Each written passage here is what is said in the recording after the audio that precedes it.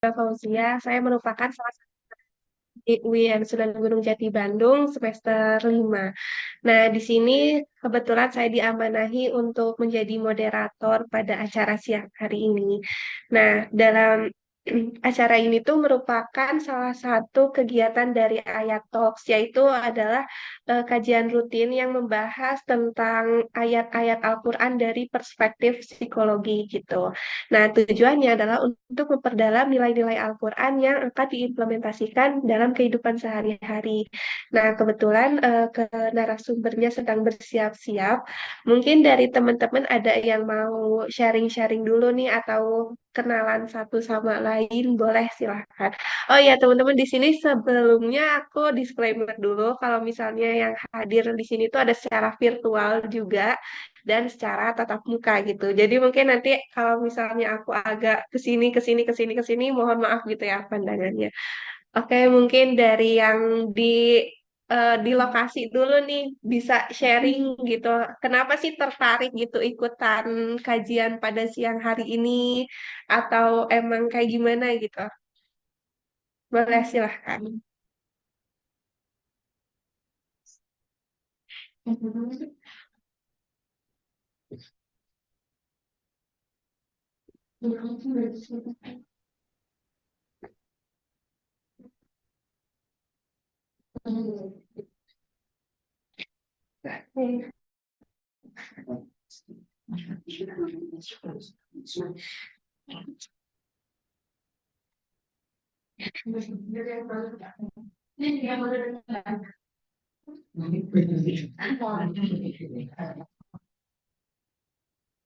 Oke, mungkin ada yang mau sharing nih gimana antusias teman-teman untuk mengikuti kajian pada siang hari ini tuh apa sih motivasinya gitu?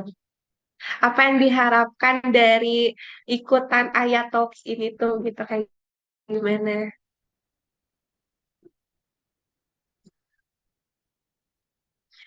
Oh ya, boleh silahkan. Perkenalan dulu ya. Waalaikumsalam warahmatullahi wabarakatuh.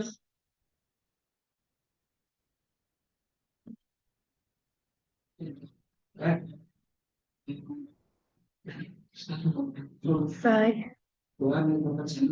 Dari sini motivasinya ya mungkin kan melihat mungkin tapi pasti melihat daripada judul ayat talks gitu ya di mana di dalam itu kan membahas tentang ayat Al-Quran tapi dalam perspektif psikologi. Ini kan sesuatu hal yang menarik bagi anak-anak psikologi termasuk saya sendiri gitu, yang sedang mencari kemana sih arahnya psikologi Islam ataupun memang psikologi Barat gitu. Nanti di situ kan bakal ada perbedaannya gitu. Bagi saya harapannya sih seperti itu ya. Tapi menariknya lewat dari judul aja. Jadi tertarik sama judulnya ya. Ya. Oh, berarti udah pada tahu dong nih judul kajian kita pada siang hari ini tuh tentang apa?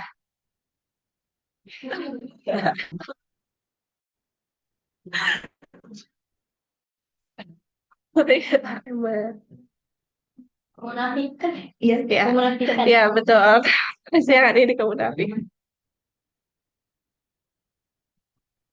Ya. Misi di kajian terakhir kita di untuk kepribadian. Dosen tamu di psikologi kepribadian sama di Bandung. Hingga pas lihat beliau pas membahas tentang psikologi Islam itu sangat menarik bagi saya terutama khususnya sebagai mahasiswa psikologi di Bandung. Nah, luar biasa. Oke, jadi selain tertarik dengan temanya, tertarik juga dengan narasumbernya ya. Ya. Oke, baik. Terima kasih atas tuh. Kenapa sih teman-teman tertarik gitu untuk mengikuti kajian pada siang hari ini? Apa harapannya gitu bagi teman-teman? Silahkan. Ada yang mau sharing barangkali dari teman-teman virtual nih.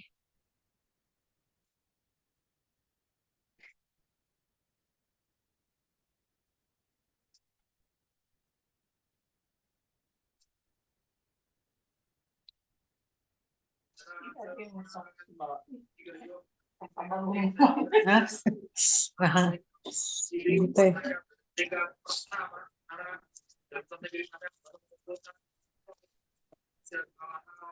Halo,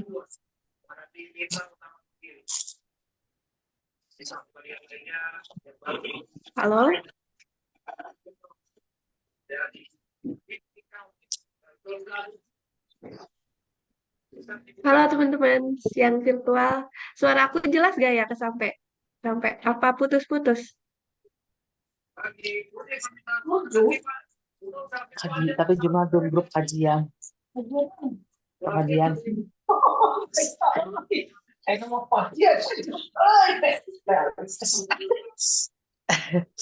Nah, itu kajian ayat teks.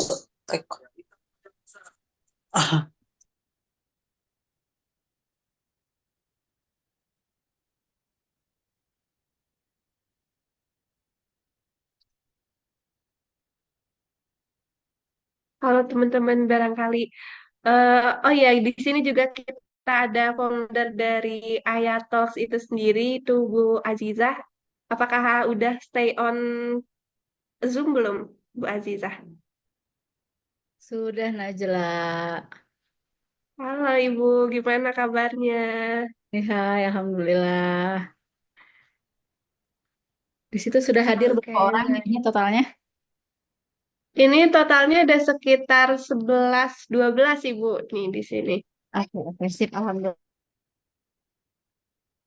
Ya. Di sini Bapak. Alhamdulillah udah datang ya Pak Agusnya ya. Udah, tadi gue udah Halo tamu belum? Bapak. Ya, Punten aja izin hadir secara virtual Pak.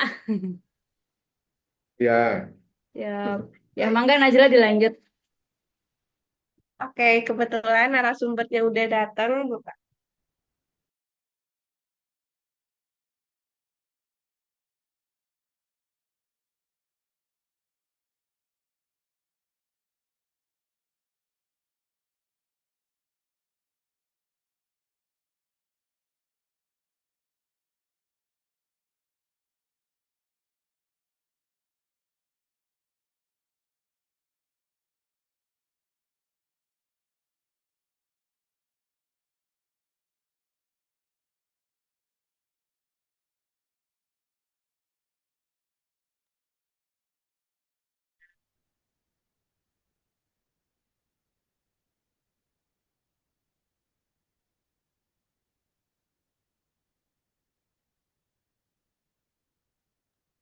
Mungkin izin sedikit menjelaskan ya sambil menunggu Pak Agus setting persiapan. Bismillahirrahmanirrahim. Assalamualaikum warahmatullahi wabarakatuh. Halo, suara saya kedengaran kah? Baik. Waalaikumsalam warahmatullahi wabarakatuh. Ya, terima kasih. Mungkin di sini ada beberapa juga yang join dari kelas mata kuliah metodologi penelitian psikologi Islam yang dialihkan ke Aya Talks ini. Jadi memang Aya Talks ini merupakan kajian perdana ya, yang fokus untuk membahas tentang ayat-ayat dalam Al-Quran tentang manusia, tetapi dalam perspektif psikologi. Jadi ceritanya diawali dengan mata kuliah itu juga di Medpen Psikologi Islam kemarin saya coba iseng-iseng masukin kata manusia itu di indeks yang quran.qudusiyah.org itu, kemudian ternyata ada 449 ayat yang membahas tentang manusia gitu, which is menarik ya, sudah cukup banyak juga ternyata si manusia ini disebutkan dalam Al-Quran gitu. Nah makanya gimana tiap ayat itu membahas aspek dalam diri manusia dan seperti apa psikologi memandang makna dari ayat tersebut. Terus ya harapannya di akhirnya nggak cuma dari pandangan psikologi, tetapi juga gimana cara kita mengaplikasikan ayat tersebut ke dalam kehidupan sehari-hari. Makanya di akhir itu ada PR, meskipun tidak wajib, tetapi untuk teman-teman yang tertarik untuk mencoba menerapkannya dalam kehidupan sehari-hari, kita akan merefleksikan ayat tersebut selama 1 minggu ke depan sampai nanti kajian di minggu berikutnya ayat yang baru itu ya. Sejauh mana kita memaknai ayat yang dibahas sekarang. Sekarang ini kemunafikan nih. Nanti akan dibahas nih ada salah satu konsep psikologi namanya authenticity di psikologi positif. Nah, gimana caranya biar kita bisa otentik dan kita report tuh usaha kita untuk menjadi otentik setiap harinya selama seminggu ke depan. Itu mah tapi nggak wajib sih, bebas. Kalau teman-teman yang minat itu bisa join di Google Classroom-nya untuk coba menerapkan kajian dari sininya. Mungkin segitu. Apakah sudah ready di sana, Najla dan Istika kawan-kawan? Ibu narsumnya lagi keluar sebentar. Nah ini Wah, udah datang lagi. Oke, sip. Kalau kameranya ini berarti pakai kamera yang Najla aja mungkin ya? Atau sudah siap? Sudah ready. Oke, Sebentar Ibu. ya, sip. Mungkin dari saya cukup sekian. Selamat mempelajari tentang ayat-ayat dalam Al-Quran, dalam psikologi. Mudah-mudahan bisa bermanfaat untuk semuanya. Wassalamualaikum warahmatullahi wabarakatuh.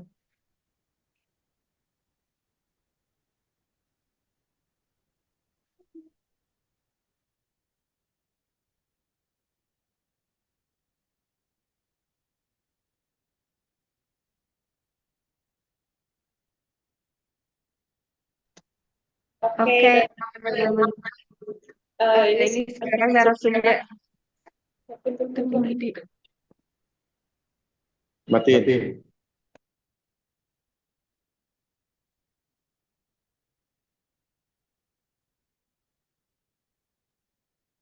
Nah, narasumbernya udah bersama kita gitu. Beliau adalah merupakan salah satu dosen Fakultas Psikologi UIN Sunan Gunung Jati Bandung gitu. Sekaligus beliau juga sedang menjabat sebagai Kepala Perpustakaan UIN Sunan Gunung Jati Bandung. Halo Bapak, gimana kabarnya? Alhamdulillah sehat walafiat. Oke. Sekarang kesibukannya apa nih Pak selain ngajar gitu?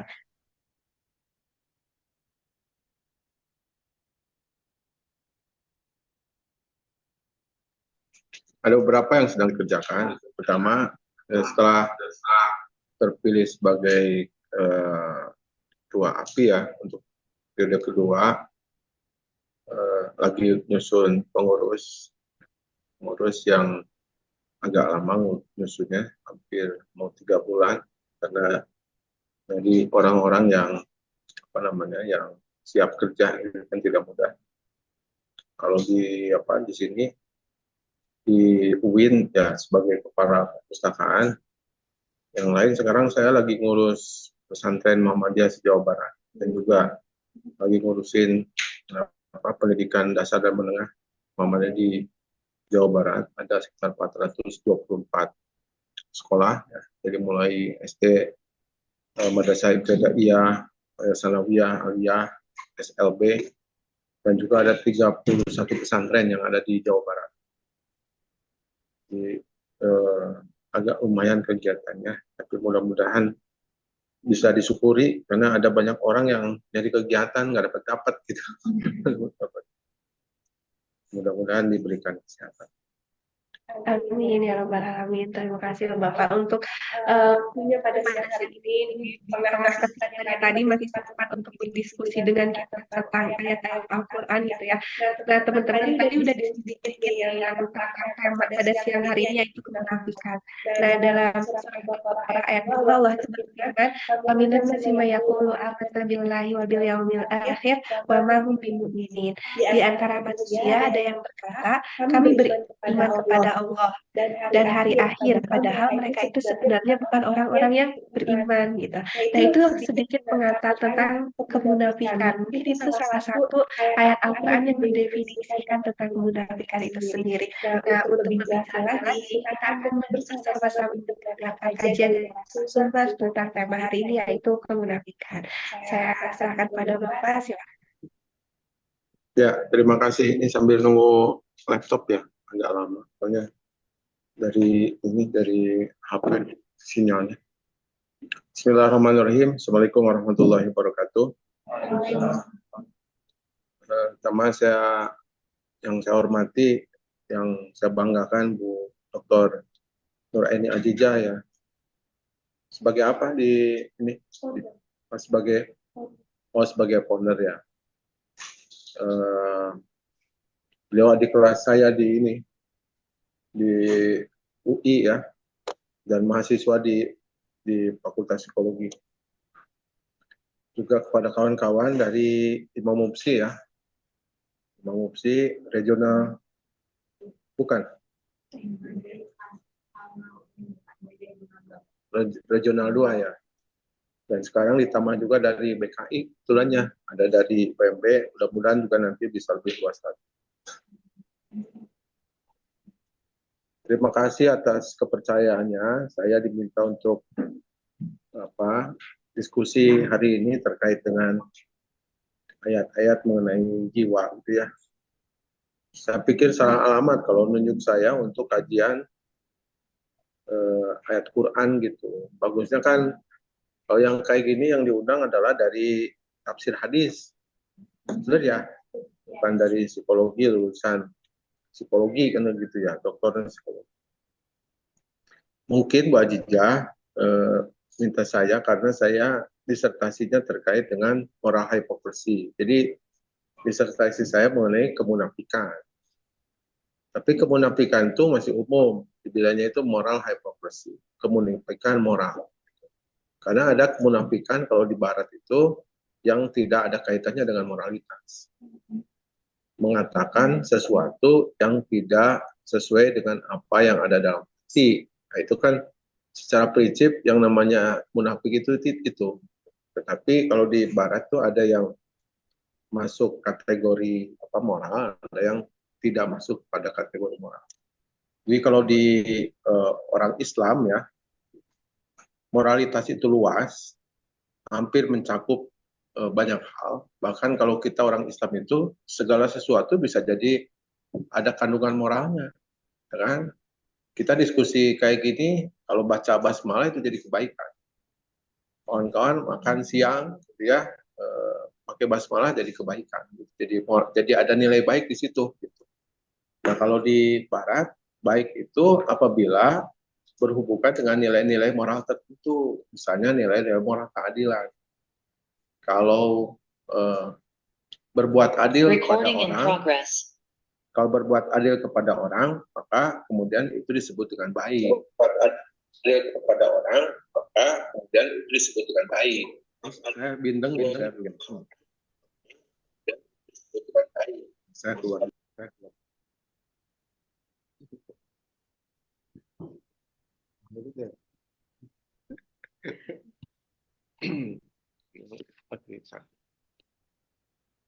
Nah, jadi kalau di barat yang namanya baik itu relatif sempit gitu. Jadi ada yang baik itu apa relevan atau nilai. Makanya kalau orang Eropa, orang Amerika sangat benci kepada orang yang rasis, orang yang diskriminatif. Karena bagi mereka keadilan itu merupakan nilai yang paling utama. Jangan sekali-kali rasis pokoknya.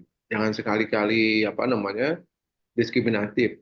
Kenapa? Karena mereka menganggap itu sebagai kebaikan utama. Atau sekarang nambah, bukan hanya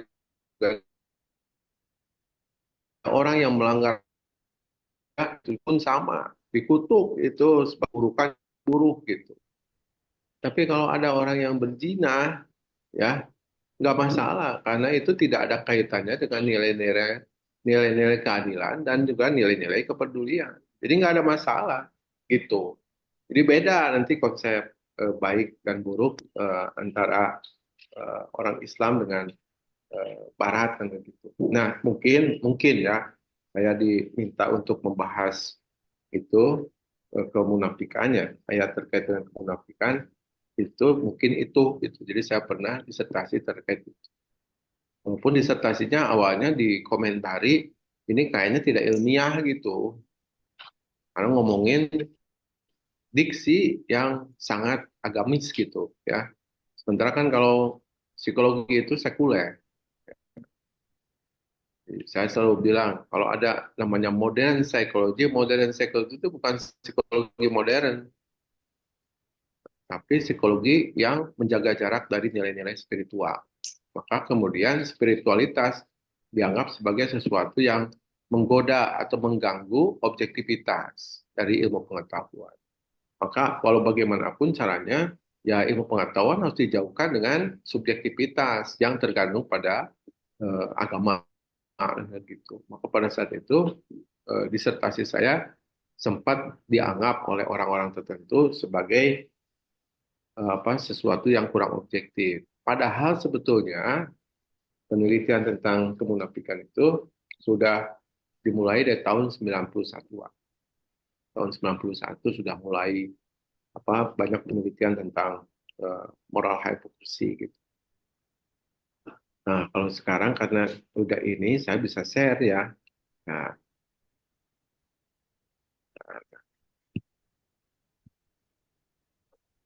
saya mohon maaf pertama salah baca ya. Saya pikir terkait dengan kemunafikan secara keseluruhan, ternyata saya cek, oh surat Al-Baqarah ayat 8 gitu ya. Wa minan nasi mayaqulu amanah billahi wal yaumil akhir wa mahum. Sebetulnya kan kalau ayat yang terkait dengan kemunafikan itu sebetulnya ada banyak. Kalau yang saya lihat di Al-Bahis Al-Qur'ani itu ada sekitar 38 ya dengan dengan kata yang berbeda, ada dalam bentuk al-munafikun kan gitu ya, al-munafikin, al-munafikot, ada nifak dan lain sebagainya. Itu ada 38 kalau nggak salah ada di sekitar 19 surat gitu. Ya salah satunya ya Al-Baqarah ayat 8. Tapi ayat Al-Baqarah ayat 8 sebetulnya kalau yang saya baca itu permulaan ngomongin terkait dengan kemunafikan. Panjang sebetulnya itu tuh. Jadi Al-Baqarah di awal-awal itu memang membicarakan terkait dengan orang yang bertakwa, ya kan? Dalikal kitabu la raiba fihi hudal muttaqin alladzina yu'minuna bil ghaib dan seterusnya, wabil akhirati hum yuqinun, terus kemudian ulaika alladzina ulaika hudam min rabbihim wa ulaika humul muflihun. Terus baru setelah itu bicara tentang orang kafir, innalladzina kafaru sawaun alaihim dan sebagainya. Nah, setelah beres bicara tentang orang kafir tadi itu wa minan nasi mayaqulu amanah billahi wal yaumil akhir. Panjang itu berbicara tentang orang munafik gitu. Nah, saya mau ini dulu.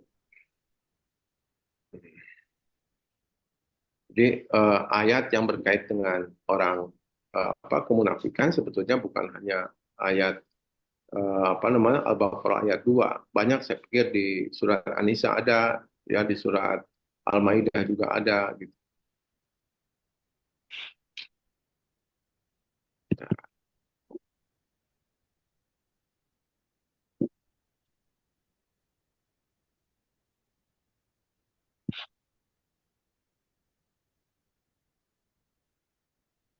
Supaya lebih sistematis. Nah, sekarang bisa saya. Oh, berarti Anda tidak dapat berbagi layar. Oh, ini dulu ya.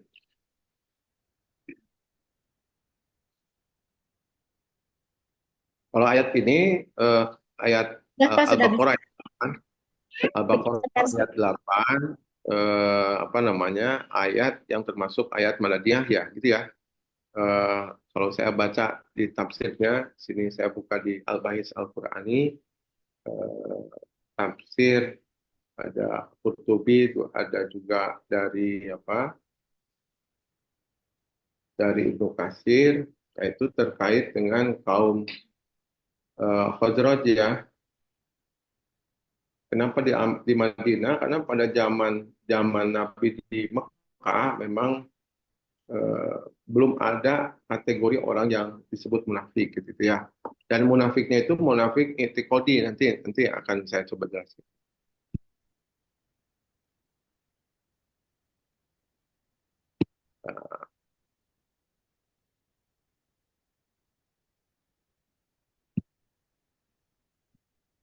Enggak ya. Nah ini dari beberapa yang saya baca, ini munafik itu kan berasal dari nafako, yunafiku, nifakon kan gitu ya. Ada dari Lisanul Arab ya, gitu ya, yang bicara tentang ma'anil Quran. Nafako itu punya makna kepura-puraan atau menampakkan sesuatu berlainan dengan apa yang ada dalam hati. Atau di bahasa Al-Quran mah yaquluna bi afwahihim ma laisa fi qulubihim. Mengatakan sesuatu berbeda dengan apa yang ada dalam hati gitu. Jadi nifak itu kayak gitu. Ya, nifak itu mengatakan sesuatu berbeda dengan apa yang sebenarnya dalam hati. Misalnya gini, karena sama calon mertua, mau makan nggak? Enggak, padahal mau. Ah, itu udah nifak. Ya kan, ya kulo udah biapaihim, malah sapi kulupi pingin, tapi bilangnya nggak pingin. Bener ya? Makanya kalau kata Imam Al-Ghazali, nggak ada orang yang terbebas dari nifak. Tidak ada orang yang bersih dari nifak. Semua orang pasti pernah nifak. Kalau ada yang bilang bersih dari nifak, itulah nifak. Gitu. Iya, karena setiap kita tidak mungkin membuka semua isi hati pada orang lain. Gitu. Ya. Secara jujur gitu. Ya kan, yang baik-baik boleh jadi kita buka. Benar ya? Tapi kalau yang buruk-buruk, kita tutup. Pada saat itulah kita menjadi orang yang munafik, kan gitu. Ya. Misalnya, istri, gimana makanannya? Enak apa enggak? Mau bilang enggak enak, takut. Gitu ya. Bilang enak, jadinya tidak sesuai apa yang kita katakan dengan apa yang ada dalam hati gitu. Jadi napako itu kepura-puraan, menampakkan sesuatu berlainan dengan apa yang ada dalam. Terdapat satu surat bahkan yang secara khusus ngomongin tentang nifak kan gitu, Al-Munafiqun. Surat ke-63 ya. Nah, ini ada 38 kali kata nafako itu dengan berbagai verifikasi dari pastinya ya. Disebutkan dalam Al-Quran, kadang disebutkan Al-Munafiqun, Al-Munafiqot, Al-Munafikin, nafaku, napakon, nifakun, dan sebagainya. Jadi banyak sebetulnya, bukan hanya Al-Baqarah ayat 2. Nah, ini menurut versi Al-Quran indikator kemunafikan, karena nanti ada versi hadis juga. Nanti juga saya jelaskan bahasan dalam psikologi modern gitu ya. Indikator kemunafikan versi Al-Quran pertama adalah di Al-Munafikun ayat 1 ya. Innal munafikina akan berbohong, mengatakan sesuatu tidak sesuai dengan apa yang sesungguhnya, kan gitu ya. Di surat Al-Baqarah ayat berapa tuh? 10, 11, 12 mungkin.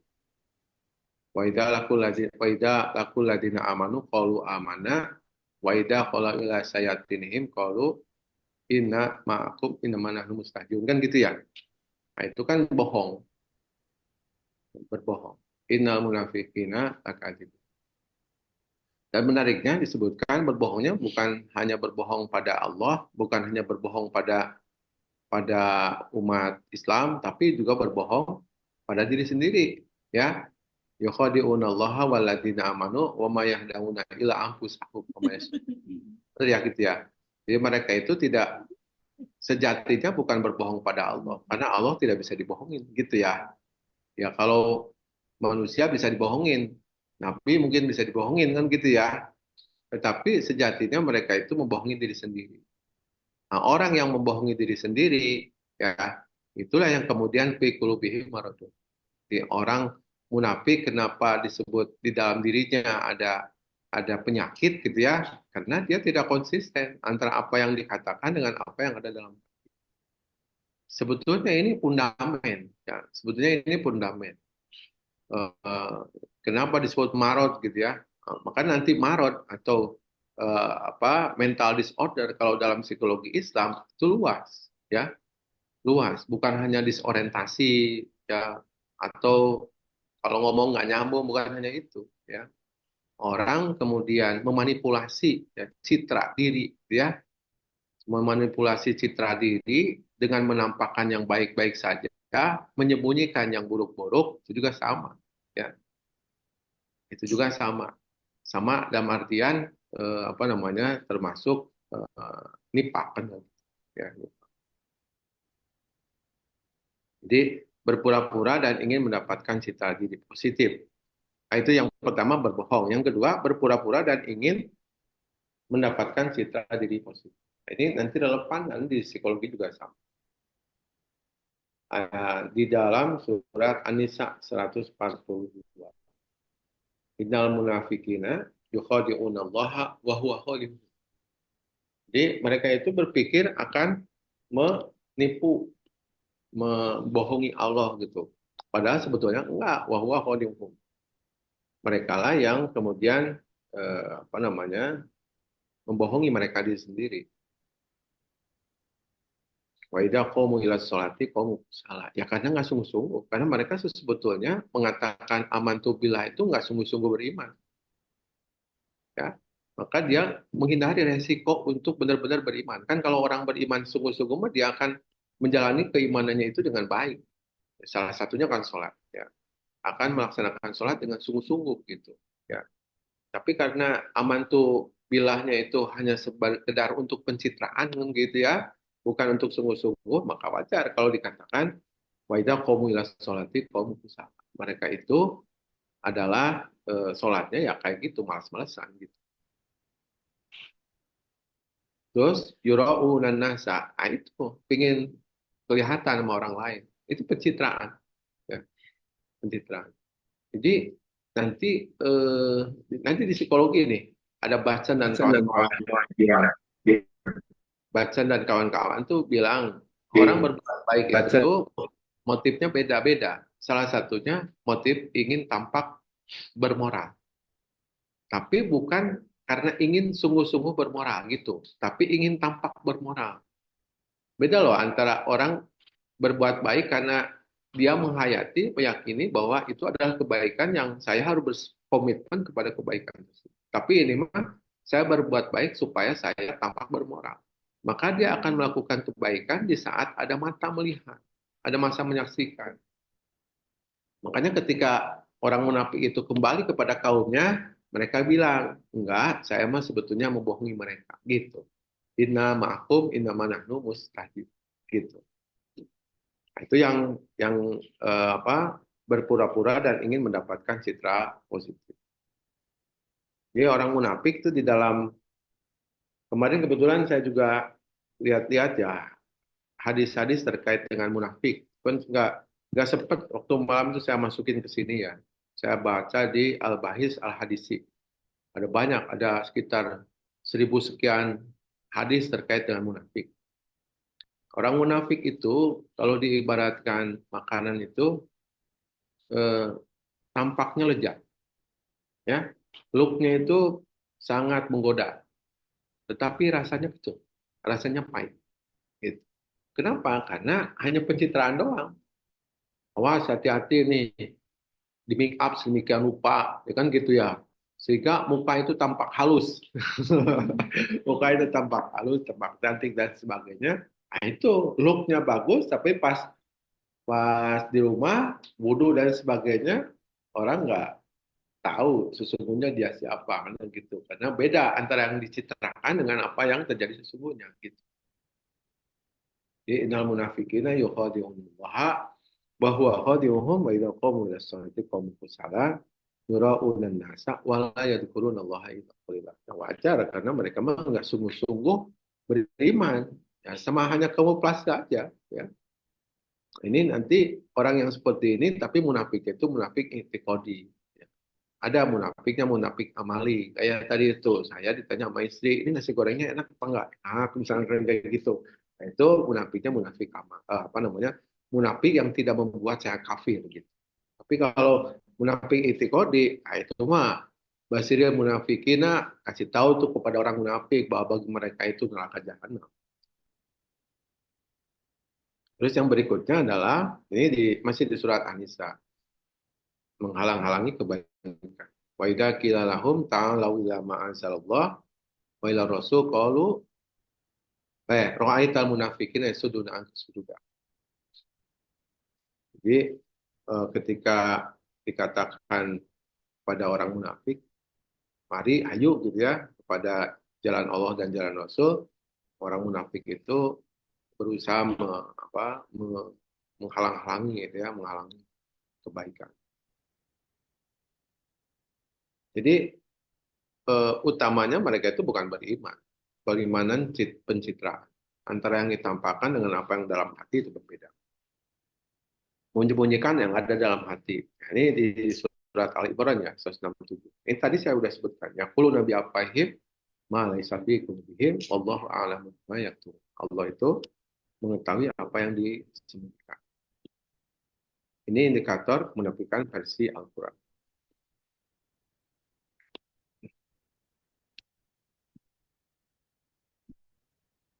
Nah, ini versi hadisnya, dari sekian banyak hadis, saya ambil satu. Ini.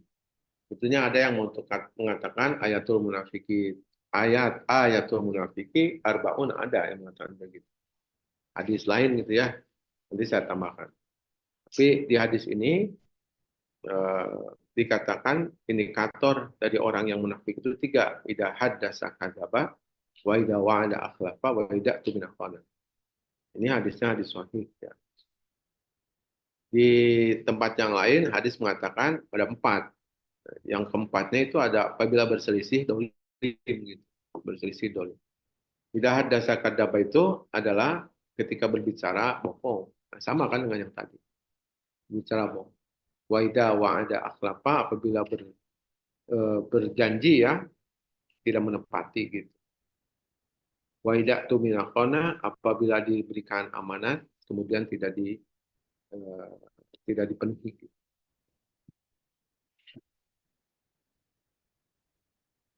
Nah, ini nanti kategorinya kalau yang ini sepanjang tidak bukan representasi bahwa dia itu menolak Allah dan Rasulnya, ini dimaksudkan kepada nifaknya nifak amali, bukan nifak i'tiqad. Yang ini nih. Ini sebenarnya.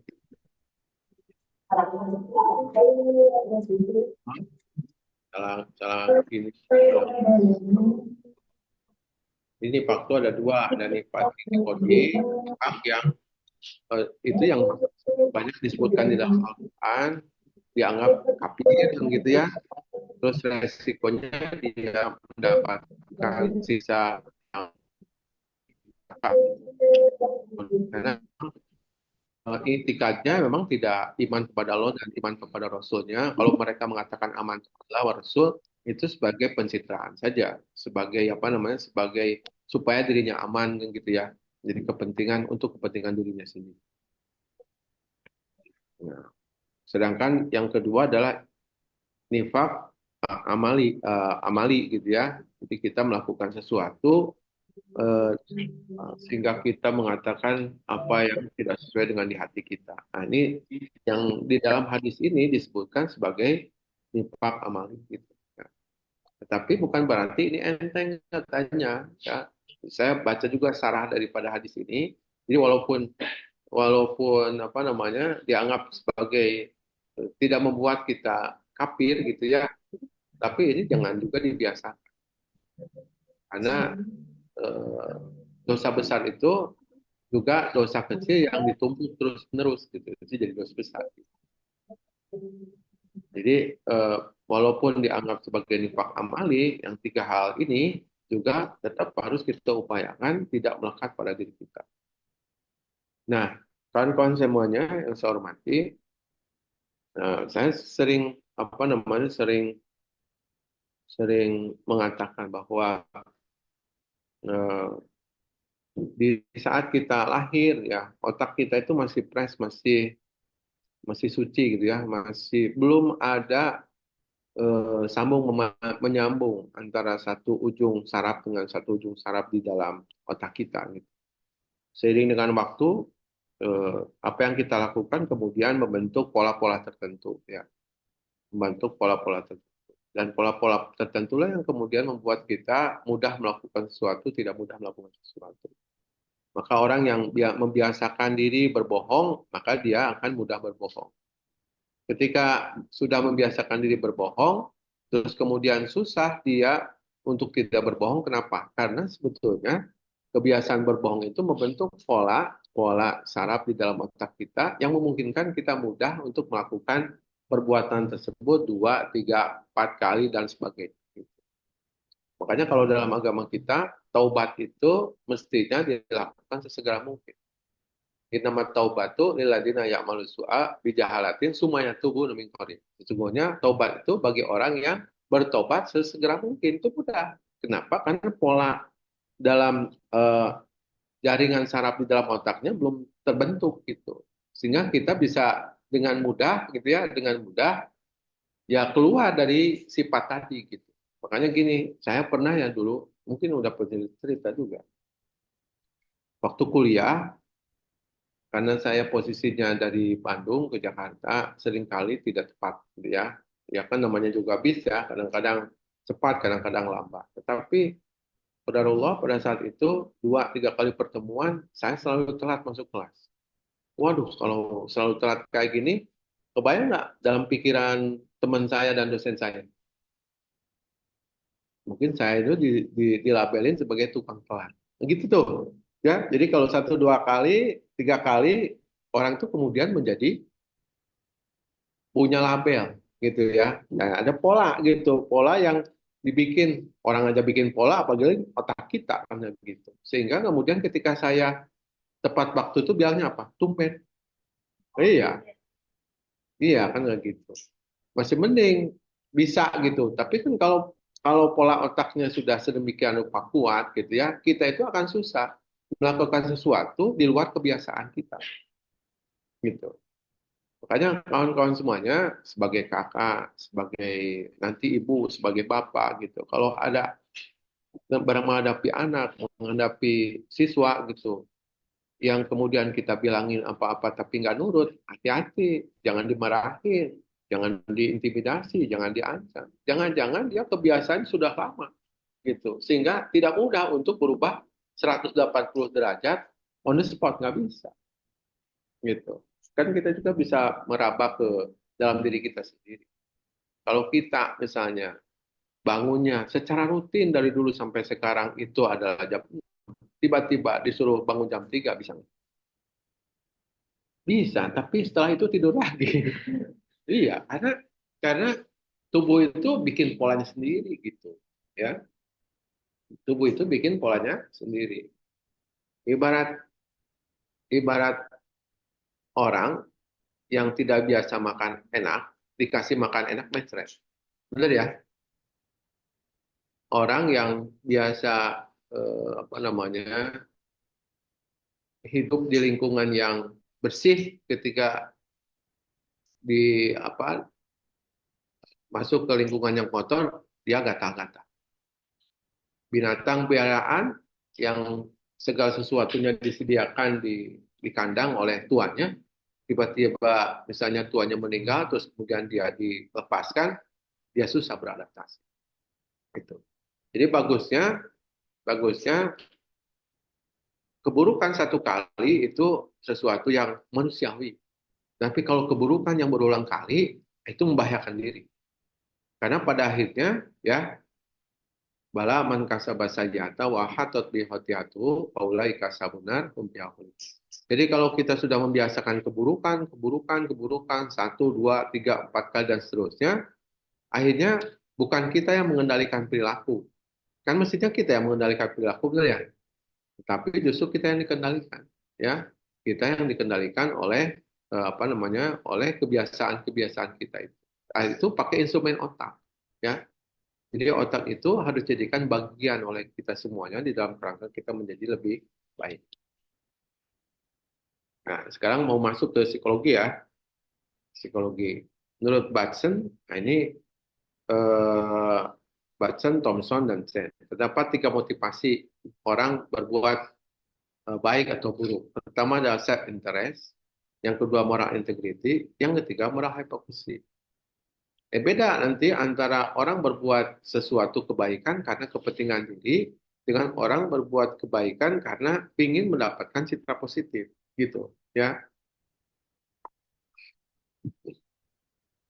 Kalau moral integrity ya orang melakukan kebaikan karena dia emang sungguh-sungguh ingin berbuat baik gitu ya. Kalau orang yang berbuat baik karena self interest ya sepanjang ada sesuatu yang dia inginkan dia akan berbuat baik. Kalau sesuatu yang dia inginkan tidak ada, ya dia akan berhenti berbuat baik gitu. Bisa dipahami. Tapi kalau orang yang motifnya adalah moral integrity, apakah ada keuntungan ataupun tidak, bahkan ada sesuatu yang membahayakan, dia tetap melakukan. Kenapa? Karena komitmennya adalah pada nilai-nilai moral, bukan pada kepentingan diri gitu. Ya, berbeda dengan orang yang motifnya adalah moral hypocrisy, kemunafikan. Jadi motif moral hypocrisy itu motivation to fear moral yet. If possible, avoid the cost of actually being moral. Jadi dia melakukan perbuatan baik itu supaya tampak bermoral, ya, dan tidak sungguh-sungguh ingin menanggung resiko dari akibat berbuat moral tersebut, berbuat baik itu. Jadi hanya ingin tampak baik saja, gitu. Hanya tampak baik saja. Dia tidak sungguh-sungguh ingin ingin berbuat baik. Makanya tidak kau bila sholati kusalan gitu, ayat kurunallah ilakulillah kan gitu. Karena nggak sungguh-sungguh. Jadi ketika di hadapan Nabi, misalnya kan ketika di hadapan mertua, sholatnya dilama-lamain kan gitu ya. Ketika sendiri sholatnya jadi cepat, bahkan mungkin tidak sholat gitu. Nah, jadi ini menurut Batson. Nah, jadi moral hypocrisy itu adalah perilaku moral yang didasari oleh motif moral hypocrisy, bukan motif self interest, bukan motif moral integrity. Jadi orang melakukan sebuah kebaikan dikarenakan ingin tampak bermoral tanpa ada keinginan untuk sungguh-sungguh betul-betul berbuat baik gitu. Ya, awas hati-hati nih. Karena kalau tadi hypocrisy kemunafikan itu halus gitu, dia bisa menyakiti pada siapapun. Karena pada prinsipnya setiap kita itu ingin tampak baik di mata orang. Benar ya? Benar nggak? Iya. Maka kecenderungan untuk nifak itu memang besar gitu ya. Karena secara alamiah, naturalnya, fitrahnya, ya setiap orang kan ingin tampak baik gitu. Menurut Barden itu dan kawan-kawan, ini definisinya lain lagi. Saying one thing, doing another. Mengatakan sesuatu tapi melakukan sesuatu yang lain. Artinya perkataannya berbeda dengan apa yang dia lakukan. Doing one thing and saying another. Jadi apa yang dikatakan dengan apa yang dilakukan itu berbeda. Ini kan beda ya. Ini mah lebih kepada apa? Jadi berbeda antara apa yang dia katakan dengan apa yang dilakukan gitu. Sama dengan Stone and Fernandez juga, not practicing what you preach. Jadi bilangnya kepada orang lain harus begini dan begitu, tetapi dia tidak. Kalau di dalam surat Al-Baqarah mah atakmurunan nasa atakmurunan nasa kan gitu ya. Apakah kamu memerintahkan orang untuk berbuat ini dan berbuat itu, tapi watan sauna, tapi melupakan dirinya sendiri. Itu kaburo maktan indallah ya antakul. Itu ya. Jadi not practicing what you preach.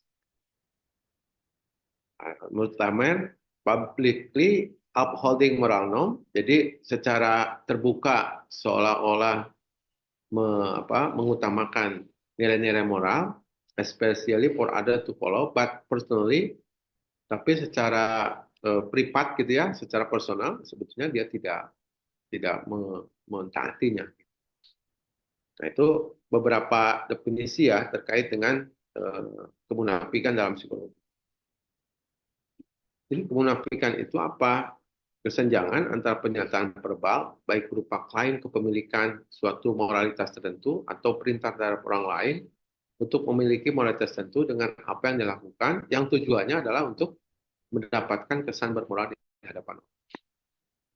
Penting tujuan itu dan juga penting inkonsistensi antara apa yang dilakukan dengan apa yang dikatakan, antara apa yang diperbuat dengan apa yang diniatkan, gitu ya. Jadi dua, satu motif, dua inkonsistensi gitu.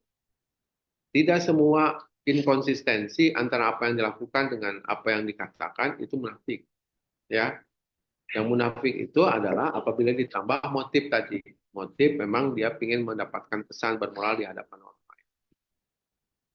Dari dua definisi di atas, terdapat dua aspek dari kemunafikan. Yang pertama motivasi untuk mendapatkan kesan bermoral, dan yang kedua adalah pernyataan baik berupa klaim kepemilikan suatu moralitas yang sebenarnya tidak dimiliki atau perintah terhadap orang lain untuk melakukan suatu moralitas yang tidak dilakukan. Jadi ada satu adalah motif, ya, moral hipokrisi, yang kedua inkonsistensi antara apa yang dilakukan dengan apa yang dikatakan, ya kan, antara apa yang dilakukan dengan apa yang ada dalam hati. Nah ini, jadi kemunafikan itu, ya, nah ini lihat ya, ini bedanya antara inkonsistensi dan kemunafikan. Ya.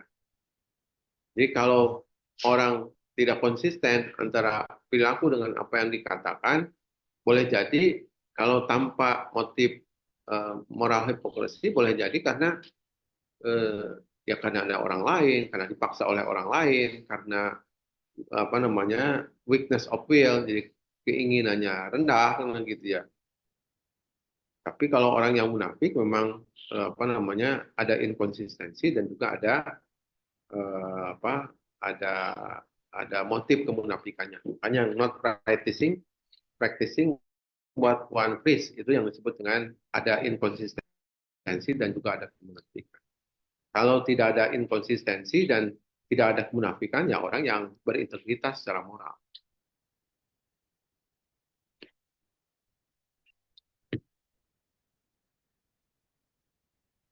Nah, sebetulnya nggak banyak. Cuman tadi ada dua slide yang belum save oleh saya. Jadi kawan-kawan semuanya, kalau berbicara terkait dengan kemunafikan, kemunafikan itu dikategorikan sebagai kekafiran, kan gitu ya. Akan disebutkan di banyak ayat gitu ya. Tadi ada 38 kali, sepertinya apa namanya, sepertinya sepele, tapi sebetulnya ini serius, masalah serius, terutama kemunafikan yang sifatnya etikodi gitu. Bukan berarti kemunafikan yang sifatnya amali kita kemudian tolerir terus kemudian biasakan, karena itu kalau kemudian dibiasakan akan apa namanya akan membuat kita susah lepas dari kemunafikan tersebut, dan akhirnya itu akan menjadi pola ya dalam kehidupan kita semua. Mungkin untuk sementara itu saja. Saya sih pinginnya berdiskusi. Tadinya tidak akan bikin slide gitu ya. Saya pikir diskusi biasa, ternyata pas itu ditayangin gitu. Jadi buru-buru bikin slide gitu. Itu saja mungkin yang bisa saya sampaikan pada kesempatan sekarang ini. Tentu mohon maaf tidak optimal sejatinya. Saya itu salah ngasih jadwal. Jadi sekarang itu saya jadwal ngajar. Jam 12.45. Lupa saya. Oke, gitu aja untuk sementara. Nanti bisa dibuka forum. Slide-nya saya ya. Slide-nya saya kasih Istika ya. Tapi yang harus yang di sana di komputer itu. Ya. Oke, baik. Terima kasih. Ya. Ya. Ya. Oke, baik. Terima kasih banyak Bapak atas paparan materinya. Untuk sesi selanjutnya akan dibuka sesi tanya jawab. Mungkin yang hadir secara tatap muka dulu akan ada yang ingin berdiskusi. Yang virtual juga boleh di chat di kolom chat aja ya. Kalau misalnya ada yang ingin didiskusikan, silahkan.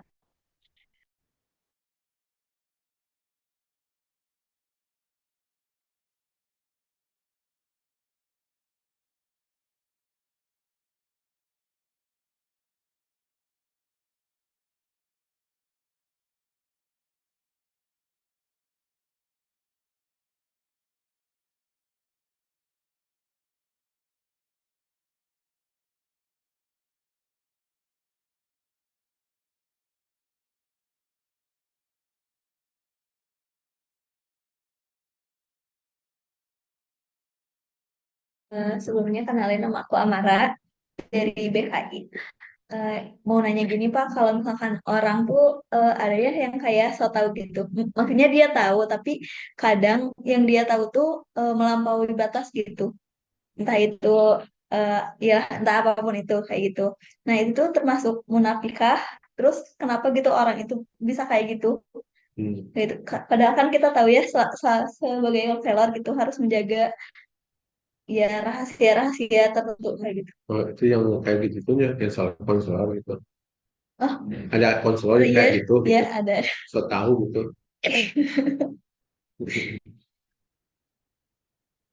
Saya belum di itu kan ya belum di masih di dia. Mau langsung jawab.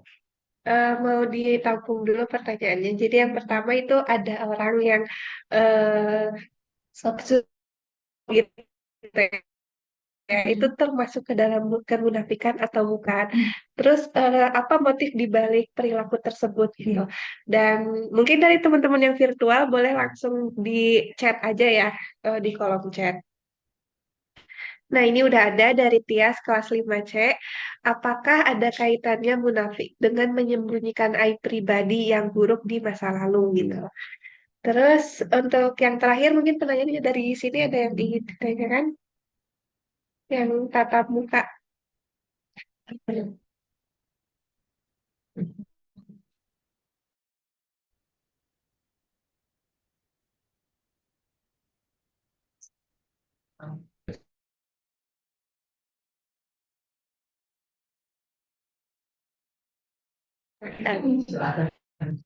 Oh, nanti dibuka termin 2. Gak apa-apa.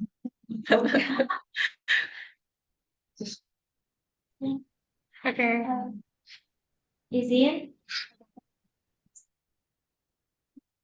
mau nanya kan tadi kan berbicara soal kemunafikan dan psikologi kan ada orang-orang yang memang berbuat baik agar tanpa bermoral atau sehingga pencitraan. Nah sekarang kan di sosial media kan orang-orang kadang mikirnya untuk personal branding, dan pamer atau paling baik. Nah kita menyikapinya gimana gitu? Jika memang cuma sendiri atau orang terdekat yang memang itu too much untuk personal branding malah jatuhnya ke pencitraan yang berlebihan. Oke. Jadi untuk pertanyaan yang pertama tadi, orang yang sok tahu itu termasuk ke dalam munafik apa enggak gitu? Motif apa gitu Pak yang menyebabkan? Langsung aja ya.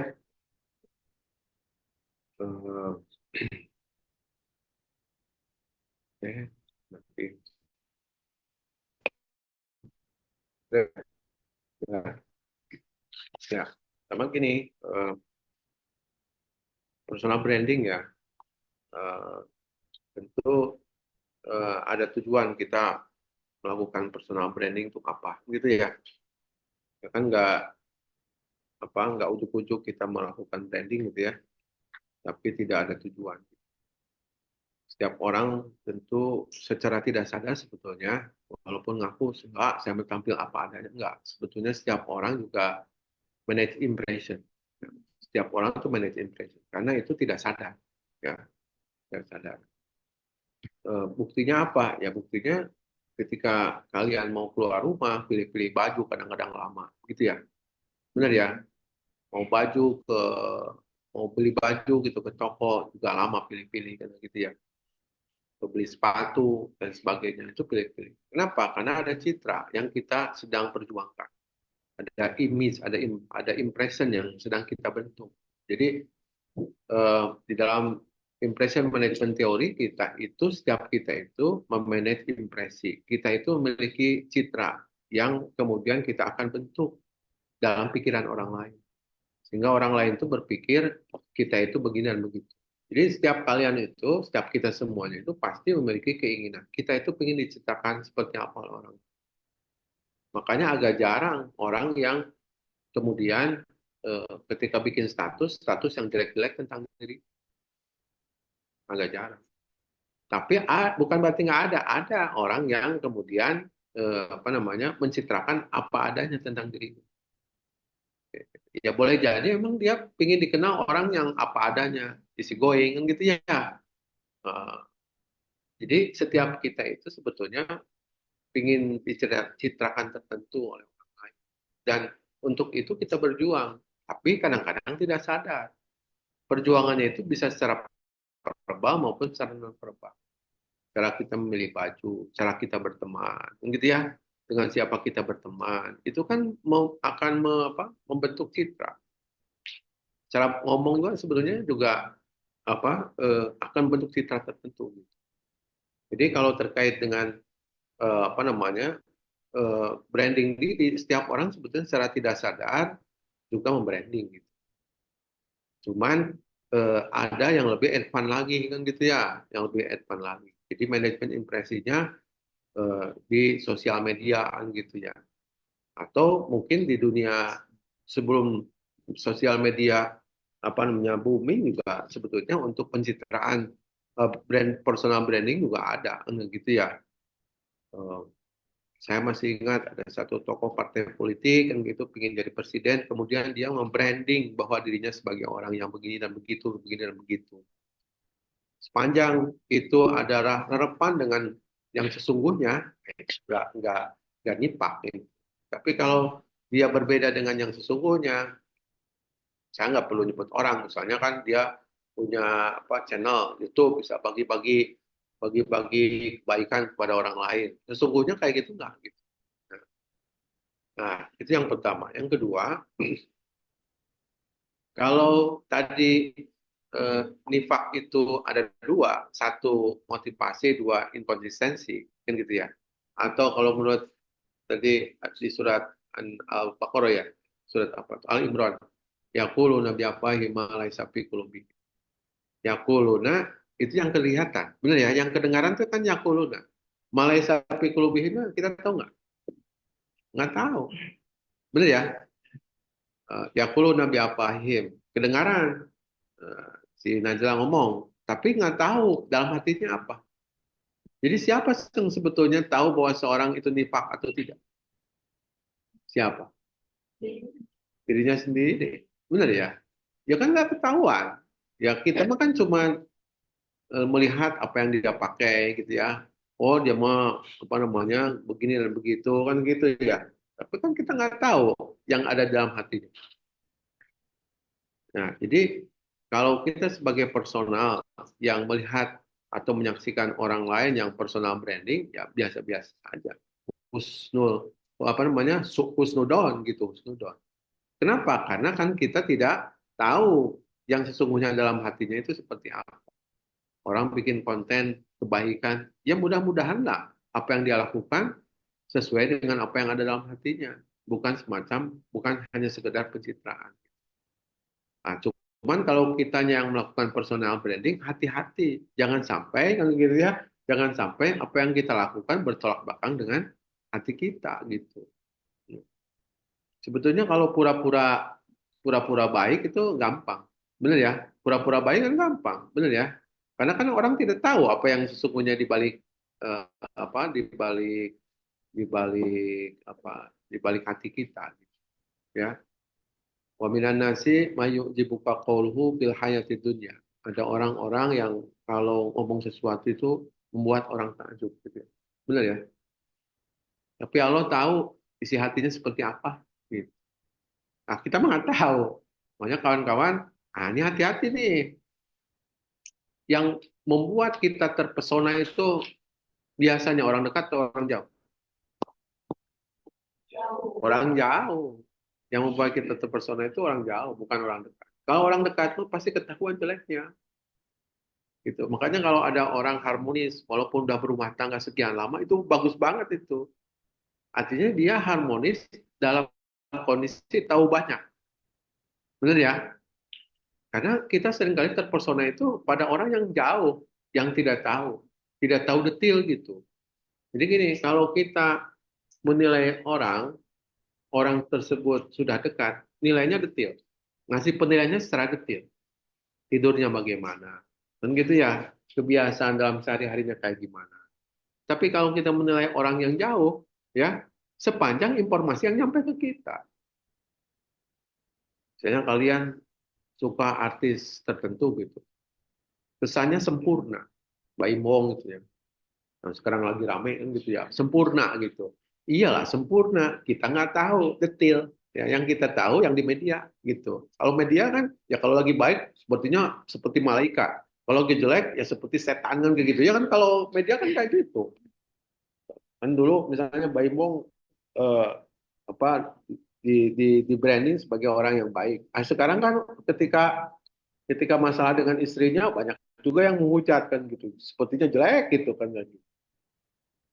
Jadi kawan-kawan semuanya, kalau kita sendiri yang akan branding ya hati-hati gitu. Ya, apalagi kalau kita kemudian membuat orang sampai memuja-muja kita. Gitu. Ya, itu jangan jangan sampai gitu.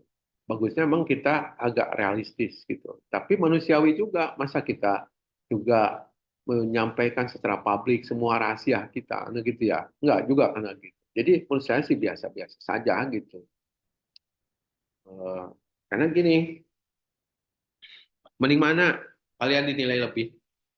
Dinilai lebih dibanding kemampuan kalian sendiri. Atau dinilai kurang dibanding kemampuan kalian sendiri. Mending mana? Mending mana? Kalau dinilai lebih, artinya ketika ketemu orang kecewa. Benar ya? Ih, ternyata segini kemampuannya. Kalau dinilai kurang, ya kan gitu. Makanya branding tuh hati-hati. Branding tuh harus hati-hati. Karena branding itu akan membentuk ekspektasi. Benar ya? Jadi branding kan akan membentuk ekspektasi. Kalau kalian membranding sebagai orang soleh, sebenarnya orang dermawan gitu, orang pintar, maka ekspektasinya itu mungkin akan tinggi gitu ya, akan tinggi sebagai dermawan. Wah, ini kayaknya kalau diminta donasi akan ngasih sekian gitu ya. Tapi salah ketek kan gitu. Ketika dikasih, ketika ngasih donasi tidak sesuai dengan ekspektasi. Berbeda dengan kalau kemudian kita di-rate oleh orang lain lebih rendah dibanding yang sesungguhnya. Dia mau paling juga ngasih berapa, LPT ngasih lebih gede daripada ekspektasinya. Penilaiannya itu nanti akan terkoreksi juga, akan terkoreksi. Pada prinsipnya orang itu melakukan penilaian terhadap orang lain itu terus memperbaiki penilaian. Ya, jadi misalnya di rumah seorang ayah, seorang ibu gitu ya punya salah pada anak, dan gitu ya, terus merasa bersalah. Apakah akan bisa merubah penilaian anak pada ibu atau orang tua? Bisa. Lakukan secara sungguh-sungguh. Begitu ya. Karena anak pun nanti akan mengkoreksi penilaiannya. Ya, sepanjang konsisten. Gitu. Mengkoreksi penilaiannya. Seperti tadi itu, saya dinilai 1, 2, 3 pertemuan tukang telat. Tapi saya bersungguh-sungguh betul. Bersungguh-sungguh supaya datang tepat waktu. Dan terkoreksi. Terkoreksi. Jadi penilaian orang itu tidak seperti itu lagi. Gitu. Berbeda dengan ada kawan saya yang telat baik gitu sampai akhir perkuliahan, akhirnya dia mah tukang telat gitu ya. Ada kayak gitu. Gitu. Jadi penilaian orang lain itu pasti terkoreksi sepanjang kita berupaya untuk mengoreksinya dengan menentukan tindakan-tindakan yang berbeda dengan tindakan-tindakan. Terus yang berikutnya pertanyaan yang tadi yang pertama menurut saya sangat kita kembali aja ke definisi nifak itu seperti apa, ya kan kayak gitu ya. Kalau nifaknya yang sifatnya itikodi menampakkan, menzohirkan, ya, menzohirkan keimanan, ya, menyembunyikan kekafiran, gitu ya. Benar kan gitu. Kalau yang nifak yang apa namanya yang amali, ya tadi ada ayatul munafiki salah satu suka berbohong, berkhianat pada apa, pada tidak menepati janji, berkhianat pada mana karena gitu, terus kemudian apabila berselisih dolim nggak gitu, orang mukulnya 1 kali dia mukul berulang-ulang kali kan gitu, nggak pas gitu. Bahkan kalau di kita mah kalau kita disakiti orang lebih baik itu memaafkan. Kalau ada orang yang berhutang kepada kita, dengan kita wajib menagihnya kan gitu ya. Tapi kalau misalnya kita memaafkan, jika orang tersebut memang susah memberikan atau melunasi hutangnya, itu lebih baik. Jadi kita mah luar biasa. Sehingga kawan-kawan semuanya, ini kembali ke ini ya, branding ya. Branding itu karena self interest gitu ya. Benar ya, self interest. Supaya kita terkesan tertentu kan gitu ya. Nah, eh, di dalam Al-Quran tuh lan tanalul birra hatta tunfiqu mimma. Jadi kita itu punya syahwat, ya, syahwat terhadap apapun, kecintaan terhadap apapun gitu ya, kecintaan terhadap istri, kecintaan terhadap anak, kecintaan terhadap harta benda dan sebagainya. Tetapi kecintaan yang paling utama pada apa? Pada diri sendiri. Maka ya ayyuhalladzina amanu kunu qawwamina lillahi walau ala anfusikum awil walidaini wa aqrabin gitu ya. Saya lupa. Jadi salah satu yang membuat kita tidak adil itu apa? Kecintaan pada diri sendiri. Ya. Sesuatu yang membuat kita munafik itu apa? Kecintaan pada diri sendiri. Maka penting tuh kemudian kita mencoba menjaga jarak dari apa-apa yang kita miliki. Ya, menjaga jarak dari apa-apa yang kita miliki. Apa yang kita miliki itu apa aja? Termasuk nama baik loh. Termasuk nama baik. Ya, kadang-kadang kan kita demi nama baik itu memperjuangkan banyak hal, mengorbankan banyak hal. Padahal kalau Allah menghendaki ya, nama baik seseorang itu untuk hancur seketika hancur. Apa itu di dalam surat Al-Baqarah? Allah itu sebagus-bagusnya zat yang membukakan rahasia orang.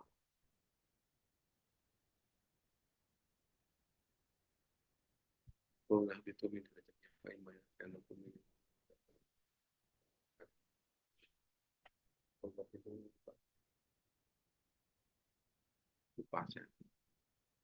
jadi Allah itu bisa membukakan dengan mudah ya segala rahasia yang dimiliki oleh seseorang. Dan kita itu menganggap penting ya diri kita dan segala sesuatu yang berhubungan dengan diri kita. Ya, orang tua kan berhubungan dengan diri kita, kekayaan berhubungan dengan diri kita. Mungkin kalian punya HP, mungkin kalian punya nilai mata kuliah itu berhubungan dengan kita semua. Kadang-kadang kepentingan pribadi, ya, self interest itu yang membuat kita menyimpang dari ketentuan.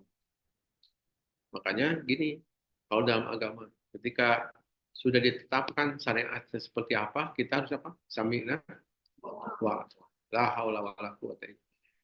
Jadi kita mah terima apa adanya. Gitu. Ya kadang-kadang kan ada keberatan, betul ya? Uang jadi susah, tiba-tiba harus infak, gitu ya, benar ya? Itu ujiannya kan luar biasa, kayak Nabi Ibrahim berharap punya anak, ketika anak sudah ada, lagi lucu-lucunya suruh dikorban. Itu ujian self interest itu, ujian self interest. Maka ya saya tulis di Instagram itu, ya kalau apa namanya orang yang bahagia itu orang yang sudah bisa melewati ujian kepentingan dirinya. Bagaimana dia mengabdikan seluruh elemen dirinya untuk sesuatu yang melewati dirinya. Apa itu bisa Tuhan, ya, apa itu bisa orang lain, apa itu bisa alam semesta. Jadi kita itu bekerja bukan untuk diri kita sendiri gitu. Ya, kita melakukan apapun itu untuk sesuatu yang lebih besar daripada diri kita. Apa itu? Tuhan, Allah kan gitu. Itu kan lebih besar dari diri kita. Alam semesta, orang lain gitu. Nah, kalau kita udah seperti itu, ya mengecilkan kepentingan diri, itu akan menjadi loose, itu menjadi enteng gitu. Dan kalau dalam agama Hindu, agama Buddha, justru keinginan itu harus dihilangkan kan gitu ya. Karena keinginan dikatakan sebagai sumber keburukan. Jadi kita keinginan dikendalikan, ya, disesuaikan dengan keinginan itu. Ya, kalau misalnya keinginan terhadap lawan jenis ada kan koridornya, kan gitu ya. Harta ada, punya harta harus zakat dan sebagainya. Di dalam berbisnis menimbang harus begini dan begitu kan begitu ya, ada aturan main. Jadi syahwat di dalam Al-Quran disebutkan di dalam Al-Imran ayat 14 itu adalah perhiasan manusia. ya, zuinalinasi hubus syahwat, misal ini mau penyakit dan sebagainya. Itu tuh melekat, nggak bisa dielakkan, nggak bisa dihilangkan. Maka kalian nggak boleh mengharamkan diri untuk menikah, nggak boleh, karena itu adalah bawaan fitriyah nafsiyah kalian. Makanya agama Islam mensyariatkan menikah. Ada panduannya gitu ya. Kalau kemudian mengharamkan menikah, itu yang kemudian akan bertentangan dengan fitriyah manusia, fitriyah nafsiyah manusia. Karena itu mah tidak bisa ditawar-tawar gitu. Seperti udara, seperti makanan dan sebagainya. Nah, ini prakteknya di lapangan, kemarin saya luar biasa tercengang. Ada seorang pemilik panti, benar ya, dan pembina melakukan udah paksa, pelecehan seksual dengan begitu luar biasa. Orang anak diajak sholat tahajud kemudian disodomi dan sebagainya, itu kan luar biasa. Nah itu tuh eh, kita harus berpikir keras tuh, karena itu kan masalah perilaku, benar ya? Itu kan masalah perilaku. Kita harus punya kontribusi tuh, bagaimana supaya itu tidak terulang kembali, gitu, ya? Tidak terulang kembali di masa-masa yang akan datang. Karena itu sering kali kejadian. Gini, saya bilang, kalau di dunia ini laki-laki, ada perempuan, nyata atau tidak nyata? Nyata kan gitu ya. Terus tiba-tiba di pesantren hanya ada laki-laki saja, ada perempuan saja, realistis apa tidak? Tidak nyata, benar kan? Tidak realistis. Sekarang sekarang ya TV, terus kemudian HP, nyata apa tidak nyata? Tiba-tiba di pesantren tidak ada TV, tidak HP, sehingga kemudian ada perbedaan yang sangat mencolok antara di dunia pendidikan dengan di dunia. Sebetulnya boleh aja terdapat perbedaan yang mencolok itu, tetapi harus ada semacam apa namanya upaya menjembatani gitu, sehingga nggak shock gitu, nggak shock. Kebayang nggak kalau kalian gaulnya sama apa sama sesama jenis gitu ya, belum pernah gitu dikedipin sama lawan jenis kan gitu ya, belum pernah digoda atau di apa namanya di PHP-in gitu ya, atau di apa namanya dibujuk rayu gitu. Kira-kira orang tersebut akan kuat nggak dibujuk rayu oleh lawan jenis? Dikit aja udah kelep-kelep gitu, ya bener ya, dikit aja udah kelep. Itu kalau dalam psikologi itu ada inoculation teori, teori inoculation. Teori tentang inoculation itu apa? Dicacat di apa? Vaksinasi ya, divaksinasi. Jadi supaya kita kuat menahan godaan, godaan apapun, termasuk godaan penjahat, jenis penjahat kelamin kan gitu ya. Itu harus diupayakan. Dan salah satunya secara alamiah adalah kawan-kawan apa namanya belajar berkomunikasi berinteraksi dengan lawan jenis, bukan dijauhin. Kenapa dijauhin? Kenapa? Karena itu kan nyata, eh, manusia diciptakan ada laki-laki dan perempuan gitu. Laki-laki dan perempuan harus berkomunikasi berinteraksi membangun peradaban dalam keluarga kan gitu ya. Bagaimana mungkin itu tidak disiapkan? Yang satu baru kenal perempuan, yang satu baru kenal laki-laki, ngobrol kumaha, gitu ya. Gitu. Nah, yang kayak gini itu, ya kita sebagai orang akademisi harus bisa masuk gitu, ya. Ini bukan masalah enteng ini, ya. Kemarin di Semarang tuh ada seorang pemuka agama, terus kemudian anak dari supirnya ya kayak gitu dilecehkan berulang-ulang kali gitu, satu keluarga itu. Karena supir ya dia nggak berdaya karena hidupnya tergantung pada si pemuka agama. Oh bisa seperti itu ya, tadi itu karena kecenderungan yang sifatnya alamiah mau dibatasi gitu ya. mau dibatasinya misalnya tidak boleh menikah atau hanya bergaul dengan laki-laki saja atau perempuan saja gitu. Yang muncul akhirnya apa? Yang muncul ya tadi itu penyimpangan orientasi kan gitu ya, pelecehan seksual dan sebagainya. Jadi kawan-kawan semuanya apa ya kita sebagai bagian dari apa, masyarakat ilmiah lah, harus berkontribusi. Itu mungkin ya enggak.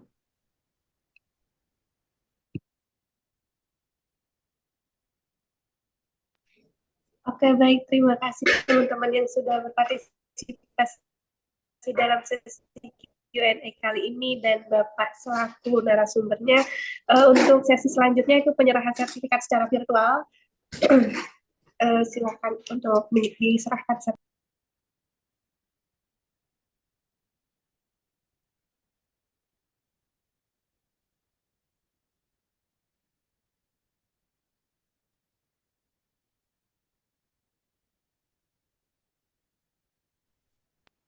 Oke,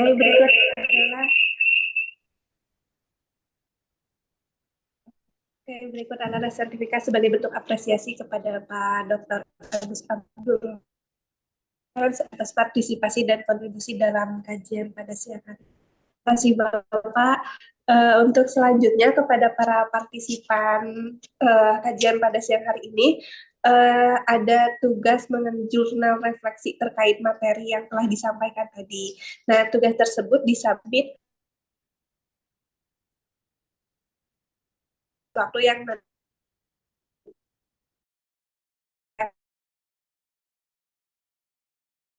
mendapatkan sertifikat.